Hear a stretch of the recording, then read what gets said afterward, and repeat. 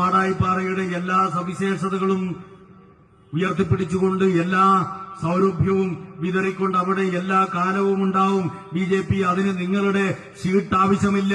മാടായിപ്പാറയെ സംരക്ഷിക്കാൻ ഈ നാട്ടിലെ ജനങ്ങള് ജാതി മത വ്യത്യാസത്തിനപ്പുറമായി ഈ നാട്ടിലെ ജനങ്ങള് ഒറ്റക്കെട്ടായി നിൽക്കും. അതിന് BJPയുടെ സീറ്റ് വേണ്ട, ജമാഅത്തെ ഇസ്ലാമിയുടെ സീറ്റും വേണ്ട. നിങ്ങൾ ഓർത്തോളി. മതരാഷ്ട്രവാദികളായ ജമാഅത്തെ ഇസ്ലാമിയുമായി രാഷ്ട്രീയ സഖ്യം ഉണ്ടാക്കിയിരിക്കുകയാണ് കോൺഗ്രസും മുസ്ലിം ലീഗും. പറയണം നിങ്ങൾ.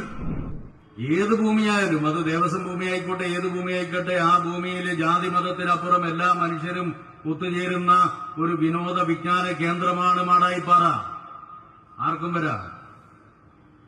അങ്ങനെ ഒരു പ്രദേശത്ത് എന്തിനാണ് 4-5 കിലോമീറ്റർ അപ്പുറത്ത് ജമാഅത്തെ ഇസ്ലാമിക്കാർ വന്നിട്ട് ഇവിടെ പ്രകടനം നടത്തുന്നത്? അതിന്റെ ലക്ഷ്യം എന്താ? അപ്പൊ അങ്ങനെ ഒരു പ്രകടനം നടത്തിയാൽ BJPക്കാരും മാടിക്കെട്ടി കാവി കളസമിട്ട് നാട്ടിലിറങ്ങുന്ന ജമാഅത്തെ ഇസ്ലാമിക്ക് കൃത്യമായിട്ട് അറിയാം. അങ്ങനെ ഉണ്ടായിക്കഴിഞ്ഞാൽ വർഗീയ വിഭജനമുണ്ടാവും. വർഗീയ വിഭജനം ഉണ്ടായാൽ അതിന്റെ നേട്ടം ഒരു ഭാഗത്ത് ജമാഅത്തെ ഇസ്ലാമിക്കാണ്, മറുഭാഗത്ത് RSSനാണ്. അങ്ങോട്ടും ഇങ്ങോട്ടും സഹായിച്ചു കൊടുക്കുക. അതല്ലേ ഏർപ്പാട്? അതിനുവേണ്ടിയല്ലേ ഈ പണി ചെയ്തത്? ജൈവവൈവിധ്യത്തിന്റെ കേന്ദ്രമായുള്ള മാടായിപ്പാറയിൽ കൊണ്ടുപോയിട്ട് പ്രകടനം നടത്താൻ ആരെങ്കിലും നടത്താറുണ്ടോ? ഏതെങ്കിലും രാഷ്ട്രീയ കക്ഷികൾ അല്ലെങ്കിൽ ആരെങ്കിലും അവിടെ പ്രകടനം നടത്താറുണ്ടോ? അവിടെ പോയിട്ട് പ്രകടനം നടത്തിയ എന്തിനാ? പാലസ്തീനെ പിന്തുണച്ചുകൊണ്ട് നാട്ടിൽ മുഴുവൻ എത്രയോ പ്രകടനം നടത്തിയ പാർട്ടിയാണ്, പ്രസ്ഥാനമാണ് communist Party of India, Marxist. എല്ലാ ഘട്ടത്തിലും പാലസ്തീന്റെ കൂടെയാണ് കമ്മ്യൂണിസ്റ്റുകാർ. ജമാഅത്തെ ഇസ്ലാമിയെ പോലെയല്ല. നിങ്ങൾ വർഗീയത ഉണ്ടാക്കാൻ വേണ്ടിയിട്ട്, ജനങ്ങളെ ഭിന്നിപ്പിക്കാൻ വേണ്ടിയിട്ട് പാലസ്തീൻ മുദ്രാവാക്യം എടുക്കും. ജനങ്ങളെ ഭിന്നിപ്പിക്കാൻ വേണ്ടിയിട്ട് BJPക്കെതിരായിട്ട് പറയും. അത് വേറെ ആവശ്യത്തിന് വേണ്ടിയാ. ഇസ്രായേൽ എന്ന് പറയുന്ന അധിനിവേശ രാഷ്ട്രത്തിനെതിരായിട്ട് ആ രാജ്യം നടത്തുന്ന പലസ്തീനിലെ ജനങ്ങൾക്കെതിരായിട്ടുള്ള അധിനിവേശമുണ്ടല്ലോ, അത് സാമ്രാജ്യത്വ അധിനിവേശമാണെന്ന് തിരിച്ചറിഞ്ഞുകൊണ്ട് ബ്രിട്ടീഷ് സാമ്രാജ്യത്വത്തിനെതിരായിട്ടായാലും അതുപോലെ തന്നെ US സാമ്രാജ്യത്വത്തിനെതിരായിട്ടായാലും നിശ്ചയദാർഢ്യത്തോടെ നിലപാട് സ്വീകരിച്ച പാർട്ടിയുടെ പേരാണ് Jamaat-e Islami, Communist Party of India, Marxist. നിങ്ങൾ ഓർത്തോളി.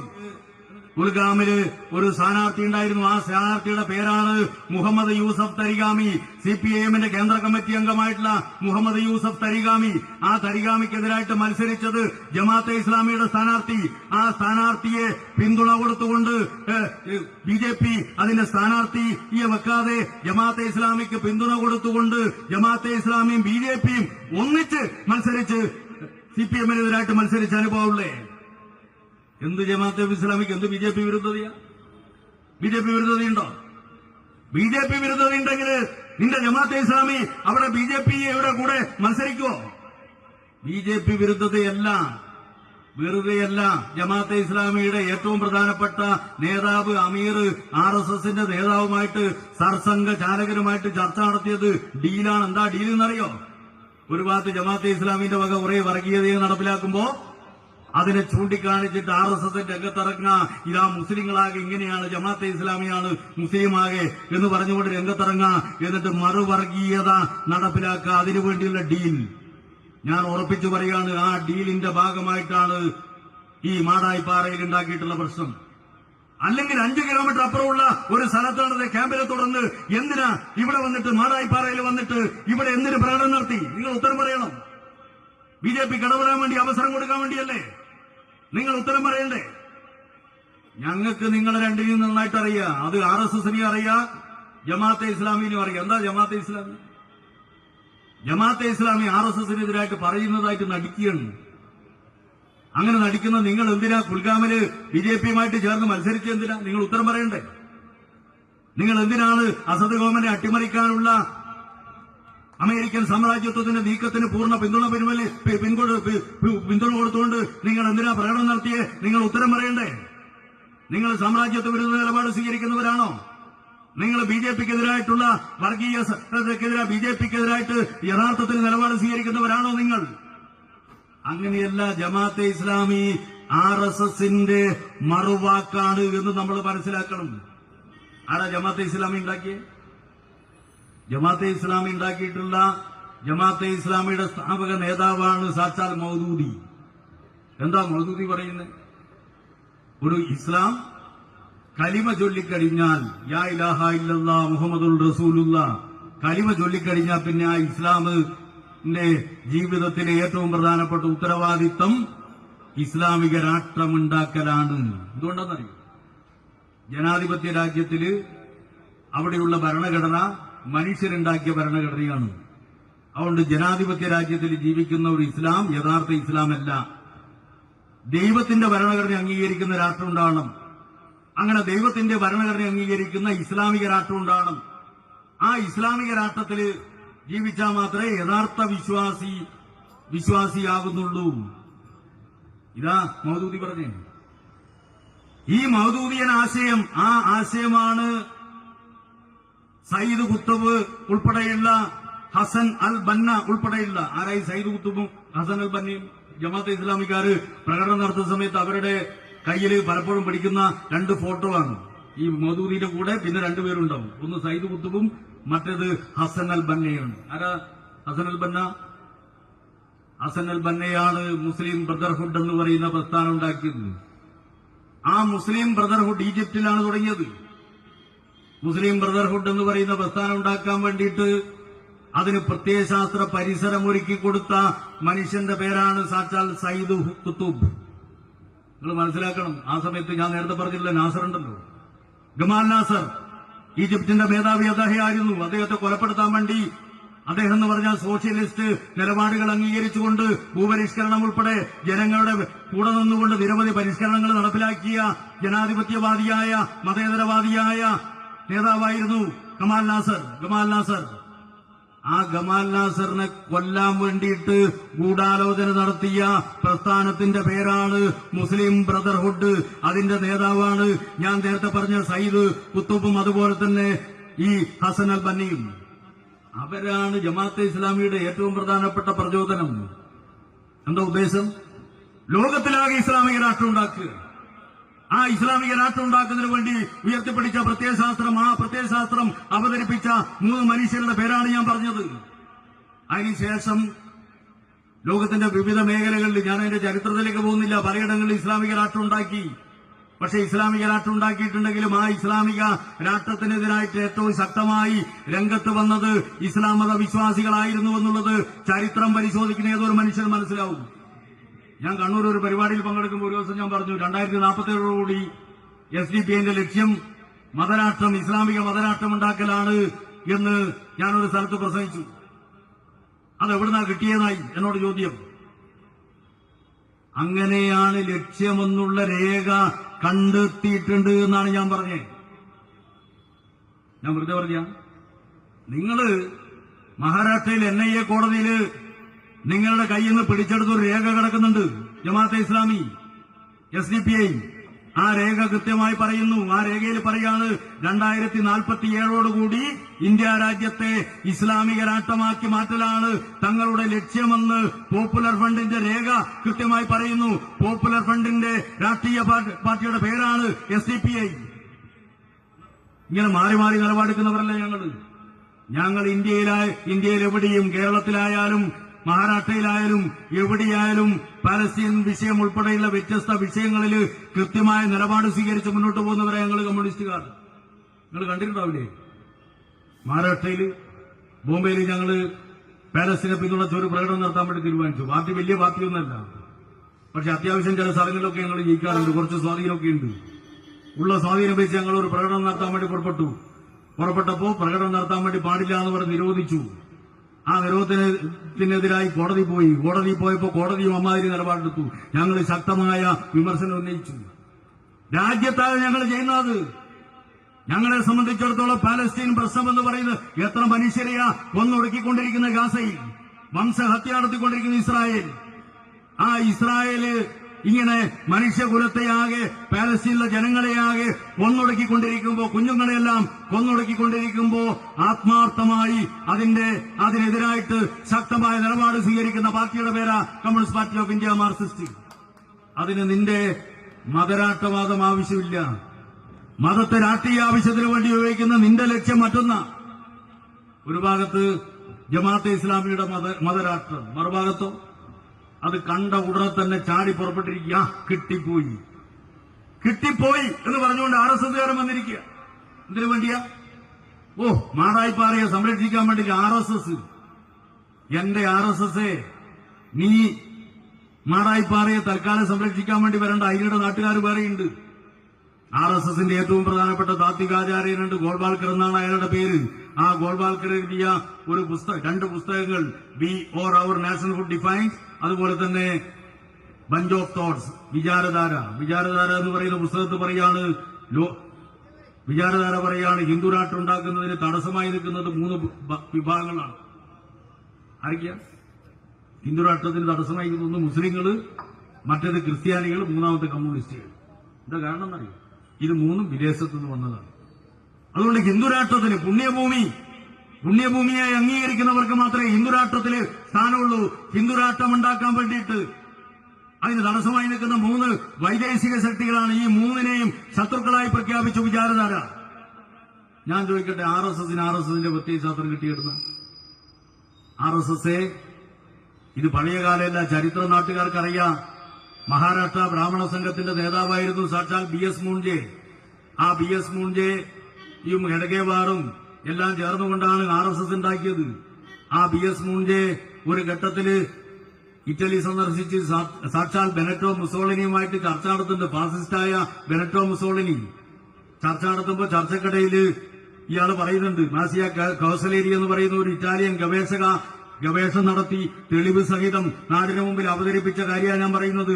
അതിൽ ബെനറ്റോ മുസോളിനിയോട് സാക്ഷാൽ BS മൂൺജെ പറയാണ്, നിങ്ങളുടെ ഇവിടെയുള്ള ഫാസിസ്റ്റ് സംഘടനയുണ്ടല്ലോ, ബലീല എന്നാണ് അതിന്റെ പേര്. ആ ബലീലയുടെ മാതൃകയിൽ ബലീലയെ കണ്ട് ഞാൻ ആവേശഭരിതനായിരിക്കുന്നു. നിങ്ങൾ എങ്ങനെയാണ് ജൂത പ്രശ്നത്തെ ഇവിടെ കൈകാര്യം ചെയ്തത് എന്നത് കണ്ട് ഞാൻ ആവേശഭരിതനായിരിക്കുന്നു. അതുകൊണ്ട് ബലീല മാതൃകയിൽ, ഇറ്റാലിയൻ ഫാസിസ്റ്റ് സംഘടനയായ ബലീല മാതൃകയിൽ ഇന്ത്യയിലുള്ള ഹെഡഗേവാറിന്റെ RSSനെ മാറ്റും. എന്റെ ജീവിത ശിഷ്ടകാലം ഞാൻ അതിനുവേണ്ടി വിനിയോഗിക്കുമെന്ന് പറഞ്ഞ് ഇങ്ങോട്ട് തിരിച്ചു വരിക സാക്ഷാൽ BS മൂൺജെ. എന്നിട്ട് മൂൺജെ വന്നതിന് ശേഷമാണ് ഞാൻ ഈ പറഞ്ഞിട്ടുള്ള 2 പുസ്തകം സാക്ഷാൽ ഈ ഗോൾവാൾക്കർ എഴുതിയത്. എന്നിട്ട് അങ്ങനെയാണ് RSSന് ഈ ബലീല മാതൃകയിലുള്ള ഫാസിസ്റ്റ് സ്വഭാവം പകർന്നു നൽകിയത്. നിനക്ക് കിട്ടിയ സംഘടനാ സ്വഭാവം, പ്രത്യയശാസ്ത്ര പരിസരം, അതെല്ലാം നിനക്ക് കിട്ടിയിട്ടുള്ളത് ഇറ്റാലിയൻ ഫാസിസത്തിൽ നിന്നാണ് എന്നുള്ള ചരിത്രം ഈ നാട്ടിലെ ജനങ്ങൾക്ക് മുഴുവൻ അറിയാം. അതുകൊണ്ട് നീയാണ് തനി വിദേശി, നീ സ്വദേശിയൊന്നല്ല. RSSന്റെ കാഴ്ചപ്പാട് ബെനറ്റോ മുസോളിനിയുടെ ഫാസിസ്റ്റ് കാഴ്ചപ്പാടാ, ബലീലയുടെ കാഴ്ചപ്പാടാ. തനി ഇറ്റാലിയൻ ഫാസിസത്തിൽ നിന്നാണ് RSSന്റെ സംഘടനാ രൂപവും പ്രത്യയശാസ്ത്രവും കിട്ടിയിട്ടുള്ളത് എന്നുള്ള മനസ്സിലാക്കണം. നമ്മുടെ പ്രധാനമന്ത്രി സാക്ഷാൽ നരേന്ദ്രമോദി ഇന്ത്യൻ സ്വാതന്ത്ര്യ സമരത്തിന്റെ ഏറ്റവും പ്രധാനപ്പെട്ട 1ാമത്തെ നേതാവായിട്ട് അവതരിപ്പിക്കാൻ വേണ്ടി ശ്രമിച്ച മനുഷ്യന്റെ പേരാണ് VD സവർക്കർ. സവർക്കർ എഴുതിയ ഒരു എഴുത്തിലെ വാചകം ഞാനിവിടെ വായിക്കാം. Even today, the rules which are followed by crores of Hindus in their lives and practice are based on Manusmriti. ഇന്നും ഇന്ത്യയിലെ കോടാനുകോടി ജനങ്ങൾ അവരുടെ ജീവിതത്തിൽ അനുവർത്തിക്കുന്ന ആചാരങ്ങൾ മനുസ്മൃതി അടിസ്ഥാനപ്പെടുത്തിക്കൊണ്ടാണ്. Today Manusmriti is Hindu law. ഇന്ന് മനുസ്മൃതിയാണ് ഹിന്ദു നിയമം. That is fundamental. അതൊരിക്കലും മാറാത്തതാണ്. ഇത് പറഞ്ഞുതരാം സാക്ഷാൽ VD സവർക്കർ. മനുസ്മൃതി അടിസ്ഥാനപ്പെടുത്തിക്കൊണ്ടുള്ള ഹിന്ദുരാഷ്ട്രമാണ് RSSന്റെ ഹിന്ദുരാഷ്ട്രം. ആ ഹിന്ദുരാഷ്ട്രത്തില് നമ്മുടെ രാജ്യത്തെ പിന്നോക്കക്കാരന് സ്ഥാനമില്ല, ദളിത് വിഭാഗത്തിന് സ്ഥാനമില്ല, ആദിവാസി വിഭാഗത്തിന് സ്ഥാനമില്ല. ആ ഹിന്ദുരാഷ്ട്രം എന്ന് പറഞ്ഞാൽ അത് സവർണ സമ്പന്ന വിഭാഗങ്ങളുടെ ഹിന്ദുരാഷ്ട്രമാണ്, കോർപ്പറേറ്റ് സേവയുടെ ഹിന്ദുരാഷ്ട്രമാണ്, സവർണ വിഭാഗത്തിന്റെ ഹിന്ദുരാഷ്ട്രമാണ്, ചാതുർവർണ്ണത്തിന്റെ ഹിന്ദുരാഷ്ട്രമാണ്. അയ്യങ്കാളി ഉൾപ്പെടെയുള്ള VT ഭട്ടതിരിപ്പാട് ഉൾപ്പെടെയുള്ള നവോത്ഥാന നായകര് നിന്റെ മനുസ്മൃതിക്കെതിരായിട്ട് പോരാടിയവരാണ്. ആ പോരാട്ടത്തിന്റെ പേരാണ് നവോത്ഥാനം. അയ്യങ്കാളിയുടെ ചിത്രം നിങ്ങൾ കണ്ടില്ലേ? തലയെ കെട്ടി നല്ല ദിവാനെ പോലെയുണ്ട്, സർസിപ്പിയെ കാണുന്ന പോലെയുണ്ട് അയ്യങ്കാളിയെ കാണുമ്പോൾ. എന്താ കാര്യം എന്നറിയാം? അന്ന് അയ്യങ്കാളിക്കും അയ്യങ്കാളിയുടെ സമുദായത്തിൽപ്പെട്ടവർക്കും മുട്ടിന് കീഴെ മുണ്ടെടുക്കാൻ അവകാശമില്ല, പെണ്ണിന് മാറുമറക്കാൻ അവകാശമില്ല, വഴി നടക്കാൻ അവകാശമില്ല. ആ സമയത്താണ് വില്ലുവണ്ടിയിൽ കയറിയിട്ട് ദിവാനെ പോലെ വസ്ത്രം ധരിച്ചിട്ട് അയ്യങ്കാളി സമരത്തിനിറങ്ങിയത്. അങ്ങനെ സമരത്തിനിറങ്ങിയപ്പോ ആക്രമിക്കാൻ വേണ്ടിയിട്ട് അന്നത്തെ ഈ ജാതി കോമരങ്ങൾ രംഗത്ത് വന്നു. അവരുടെ മുന്നില് കരുത്തോടെ അയ്യങ്കാളി നിന്നു. എന്നെ തൊടാൻ വേണ്ടി വന്ന കാണിച്ചു തരാന്ന് പറഞ്ഞ് ശക്തമായി നിലപാട് സ്വീകരിച്ചു. പേടിച്ചു പോയി എല്ലാം. അത് അയ്യങ്കാളി അന്ന് ഈ പാവപ്പെട്ടവന് സ്കൂളിൽ പോകാൻ അവകാശം ഉണ്ടായിരുന്നില്ല. സ്കൂളിൽ പോകാൻ അവകാശമില്ലാത്ത ഘട്ടത്തില് അയ്യങ്കാളി പറഞ്ഞു, എന്റെ മക്കളെ നിന്റെ സ്കൂളിൽ കയറ്റൂലെങ്കിൽ നിന്റെ പാടത്ത് എന്റെ മക്കൾ ഇനി ഇറങ്ങൂല. പ്രിയപ്പെട്ടവരെ, നമ്മൾ ഓർക്കണം, കേരളത്തിൽ നടന്ന ആദ്യത്തെ കർഷക തൊഴിലാളി സമരമായിരുന്നു അത്. എംപിയുടെ പാടത്തില് ഇതാ എന്റെ മക്കൾ ഇറങ്ങില്ല എന്ന് പ്രഖ്യാപിച്ച് നടന്ന സമരം. അങ്ങനെ എന്തൊക്കെ നടന്നു. ചാതുർവർണ്ണയത്തിന്റെ ഈ കിരാത നീതിക്കെതിരായിട്ട് സമരം നടത്തിയ മണ്ണിന്റെ പേരാണ് കേരളം. കേരളത്തിൽ മാത്രമല്ല, ഇന്ത്യയിലെല്ലാവരും നടന്നു കേട്ടോ. ഇന്ത്യയിലെല്ലാവരും നടന്നു. ജ്യോതി ബാഫുലെയുടെ നേതൃത്വത്തിലുള്ള പ്രസ്ഥാനം ഉണ്ടായിരുന്നു. രാജ്യത്തിലെ വിവിധ മേഖലകളിൽ ഒരുപാട് നവോത്ഥാന നായകരുണ്ടായിരുന്നു. പക്ഷേ ആ നവോത്ഥാനങ്ങളൊക്കെ ഉണ്ടായിട്ടും മറ്റുള്ള ഇടങ്ങളിലുള്ള ജാതി വിവേചനം ഇപ്പോഴും നിലനിൽക്കുന്നു. ആ ജാതി വിവേചനം ഏതാണ്ട് സമ്പൂർണമായിട്ട്, ചിലര് ഉണ്ട് കേട്ടാ, ചിലരിങ്ങനെ ഈ പുണ്യാഹലം തളിക്കുന്ന ചില സാധനങ്ങളുണ്ട്. പക്ഷെ ആ ജാതി വിവേചനം ഏതാണ്ട് സമ്പൂർണമായി അവസാനിപ്പിച്ച ഒരു മണ്ണുണ്ടെങ്കിൽ ആ മണ്ണിന്റെ പേരാണ് കേരളം. നിങ്ങൾ ഓർക്കണം, ലോകം കണ്ട ഏറ്റവും വലിയ രാമഭക്തനായിരുന്നു മഹാത്മാഗാന്ധി. ഹിന്ദുക്കളിൽ ഏറ്റവും നല്ല ഹിന്ദുവായിരുന്നു മഹാത്മാഗാന്ധി. മഹാത്മാഗാന്ധി മുന്നില് എല്ലാ മനുഷ്യരിലും ദൈവമുണ്ട്, അഹം ബ്രഹ്മാസ്മി തത്വമസി എന്ന് പറയുന്ന കാഴ്ചപ്പാട് അംഗീകരിച്ച് അതിൽ വിശ്വസിച്ച് നടന്ന മഹാനായിരുന്നു മഹാത്മാഗാന്ധി. അതുകൊണ്ട് മുന്നിൽ ആര് വരുമ്പോഴും മഹാത്മാഗാന്ധി എഴുന്നേറ്റ് കൈകൂപ്പിട്ട് പറയും, ഹേ റാം. എന്താ കാരണം എന്നറിയും? മുന്നിൽ വരുന്ന മഹാത്മാഗാന്ധി ദൈവത്തിന്റെ പ്രതിരൂപമായിട്ട് രാമനെയാണ് കണ്ടത്. അതുകൊണ്ട് മുന്നിൽ വരുന്നത് ആരായാലും ഇതാ എന്റെ മുന്നിൽ വന്നിരിക്കുന്ന രാമന്റെ അംശമുള്ളവനാണ്, അതുകൊണ്ടാ പറയുന്ന ഹേ റാം. അതാ മഹാത്മാഗാന്ധി, ലോകം കണ്ട ഏറ്റവും വലിയ രാമഭക്തൻ. ആ ലോകം കണ്ട ഏറ്റവും വലിയ രാമഭക്തനായ മഹാത്മാഗാന്ധിയെ എന്തിനാണ് വെടിവെച്ചു കൊന്നേ? രാമഭക്തി ഇല്ലാത്തോണ്ടാ? ഹിന്ദു അല്ലാത്തോണ്ടാ? ഒറ്റ കാരണം, മഹാത്മാഗാന്ധി വിശ്വസിച്ചു രാമനും റഹീമും ജോസഫും ഏകോദര സഹോദരങ്ങളാണ്. ആ മഹാത്മാഗാന്ധി ഇന്ത്യയിലെ ഗ്രാമാന്തരങ്ങൾ തോറും പാടി നടന്നു, ഈശ്വര അല്ലാ തേരേ നാം സബ്കോ സന്മതി ദേ ഭഗവാൻ.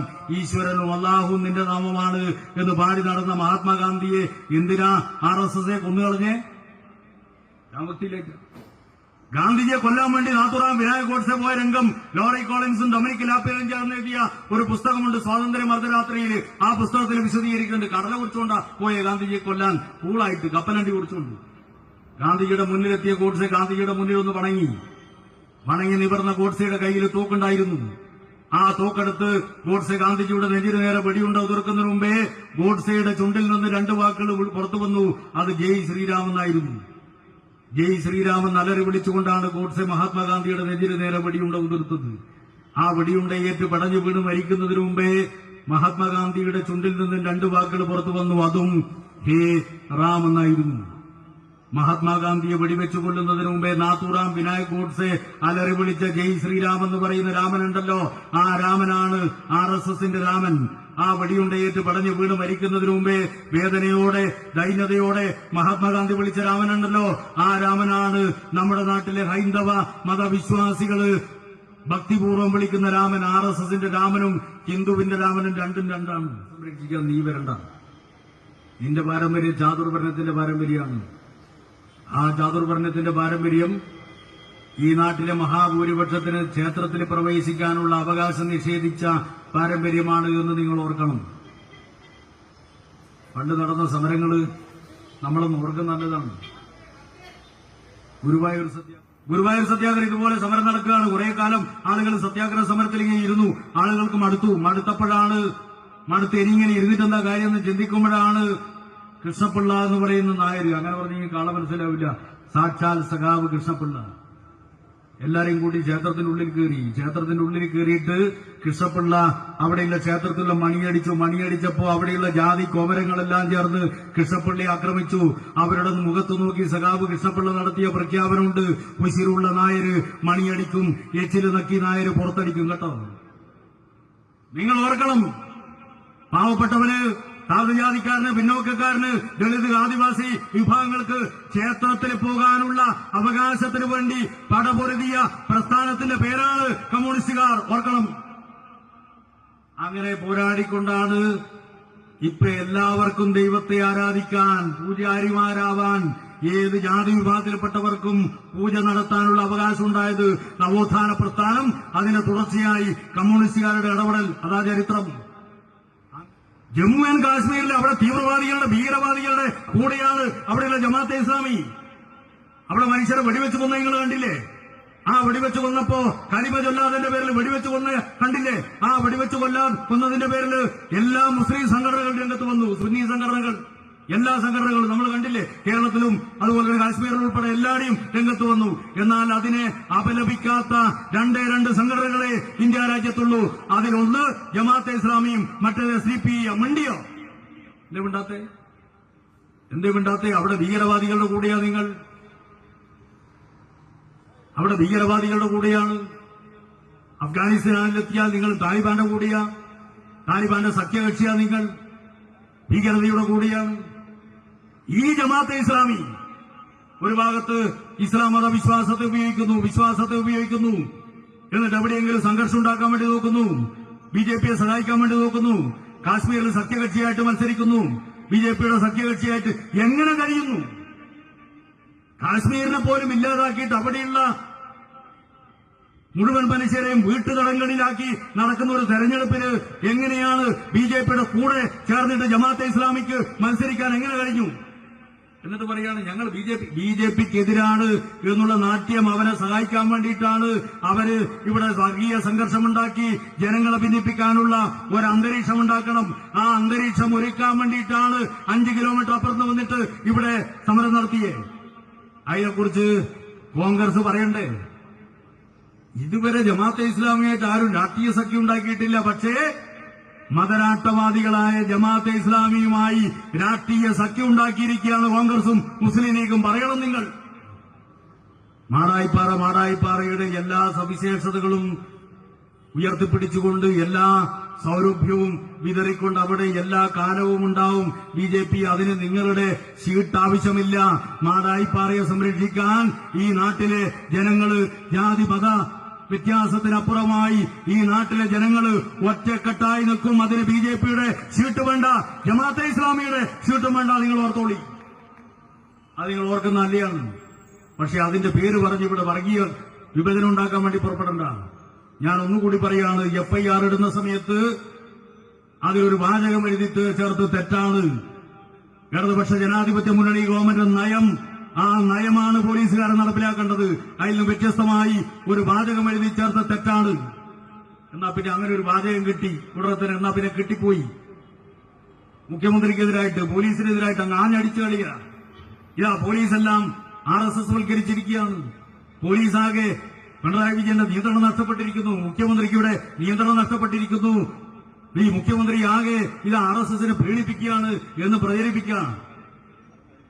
പിണറായി വിജയൻ എന്ന് പറയുന്ന മനുഷ്യന്റെ മതനിരപേക്ഷ നിലപാടിന്റെ സർട്ടിഫിക്കറ്റ് ഞങ്ങൾ ഏതായാലും ജമാഅത്തെ ഇസ്ലാമി എന്ന് പറയുന്ന മതരാഷ്ട്രവാദികളിലോട് ചോദിച്ചിട്ടില്ല കേട്ടോ.